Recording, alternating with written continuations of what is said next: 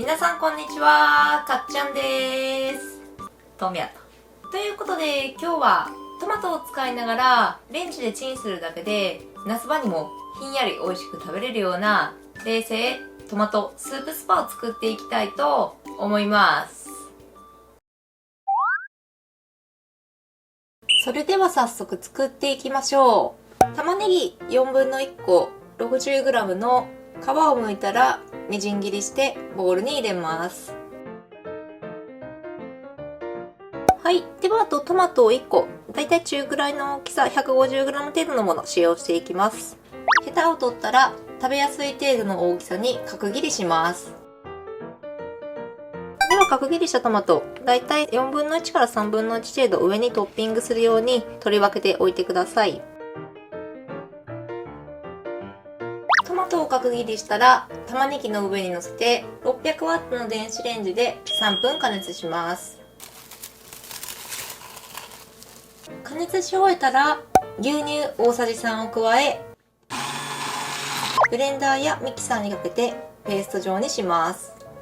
野菜の粒がなくなるまでブレンダーにかけたら一度こします。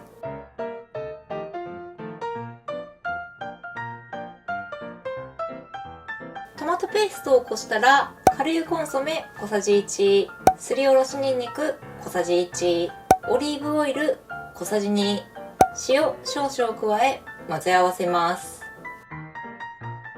では調味料を入れて混ぜ合わせたら冷蔵庫に入れる。また急ぎの場合は氷水にボウルを当てながら冷たくなるまで冷やします。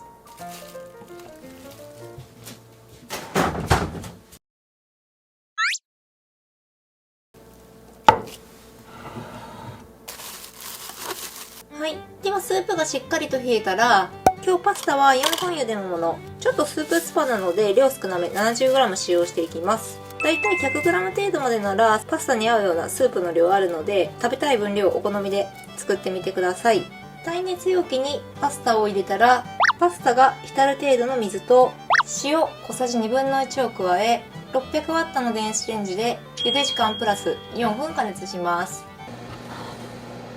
加熱し終えたらざるにあけて水で洗い流し、表面のぬめりと粗熱を取ったら氷水で麺を締めます。では麺がしっかりと冷たくなったらざるにあけて水気を切り、水気があるとソースが少し薄まってしまうので、これもポイントなんですけど、冷製パスタを作るときキッチンペーパーで水気だけ取ってソースの中に入れてください。パスタの水気をキッチンペーパーで拭き取ったら、作っておいたソースの中にパスタを入れ、ソースを絡めます。はい。では全体あえたら、ここで味見て、味薄く感じる場合、塩で味整えてください。ではパスタとソースを絡めたら、収穫、取れたて。大葉2枚をくるくると巻いて千切りし、パスタをお皿に盛り付けます。ではパスタ盛り付けたらソースも全体に回しかけます。お皿に盛り付けたら粉チーズと粗挽き黒胡椒を散らして、取り分けておいたトマトを散らしたら中央に切った大葉をのせます。 OK。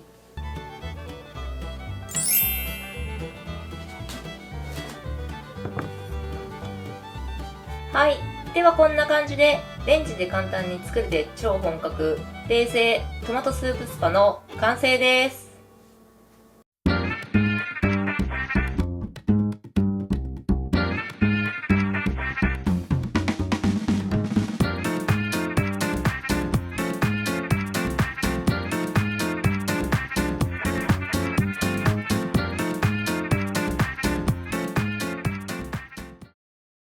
はい。じゃあ今こんな感じにできました。は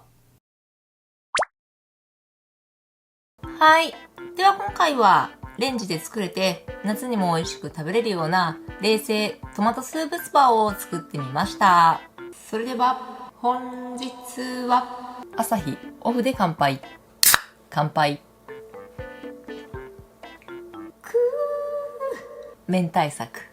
じゃあ早速いただきましょう。今回は夏場でもオレンジで簡単に作れてひんやり美味しく食べれるようなトマトを使った冷製スープスパを作ってみました。じゃあ上にこう乗せたね、大葉も全体一緒に混ぜながらぜひ食べてみてください。いただきます。ひんやりの。あ、美味しい。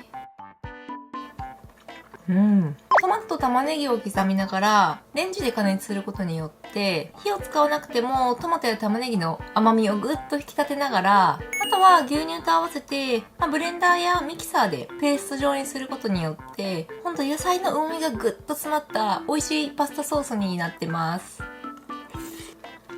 トマトは皮むきをせずにもうそのままブレンダーでペースト状にして裏ごしすることによって皮が綺麗に取れるので、しっかりこすことによってほんと濃厚で美味しい舌触りのいいソースに仕上がります。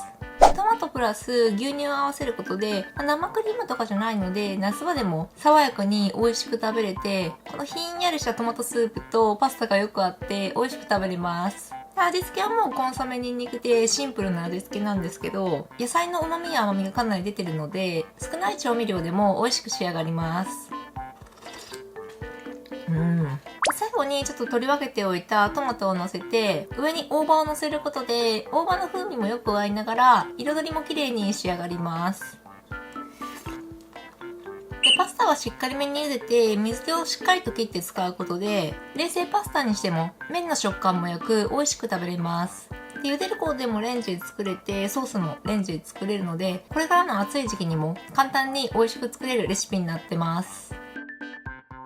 ほんとこのソースだけを作って冷やご飯とかそうめんにもかけたいくらいめちゃくちゃ美味しいです。これからの夏場いろんなものにねかけて食べれるようなソースになってます。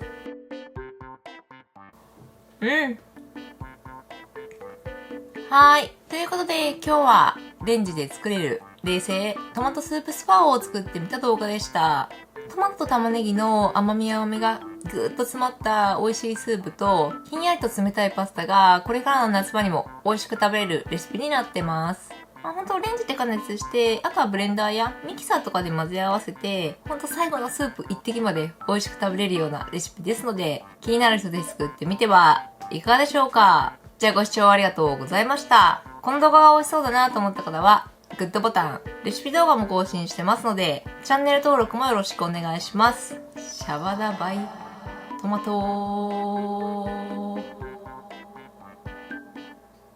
ご飯入れたい。